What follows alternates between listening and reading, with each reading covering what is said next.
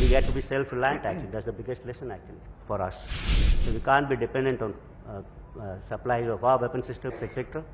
from outside. That's one big lesson that we take from this particular conflict.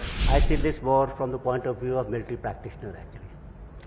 So we are looking at, what kind of lessons from this particular war are applicable in the Indian context.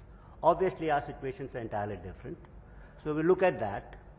While we even look at that, we also like to see, we also understand that, there are no universally acceptable kind of lessons from this particular war. So, and in this particular war, you find a lot of, it's a different kind of a war. Earlier, we all assumed that future wars are going to be short, swift, and fast. But this is a very longish kind of a war, which we are seeing. And it has created many, many kind of contradictions, actually.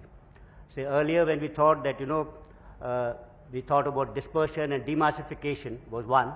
And now, over here, what we are seeing right now with the stage in which the war has entered, we find concentrated kind of attacks. We found, equipment which we thought was means of offensive operations, etc. That whole paradigm is getting changed. So there are a number of lessons actually which we could take from this particular war. But then as far as we are concerned, we got to see that how these lessons actually are applicable for the Indian Armed Forces and what lessons we should take from this. If you ask me, some of the lessons could be from this particular war would be that we get to be self-reliant actually. That's the biggest lesson actually for us.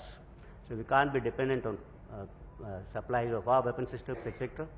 from outside. That's one big lesson that we take from this particular conflict.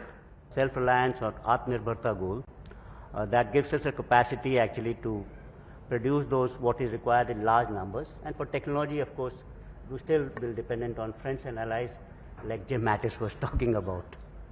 You think we're on track for self-reliance? Yes, means we just taken some baby steps actually for past 2-3 years. Large number of initiatives have been taken by the government. And I think if for these initiatives to succeed, the driving force would be the services themselves. So they've got to get their things right. And if they force the thing, then certainly we'll be able to achieve whatever the government wants.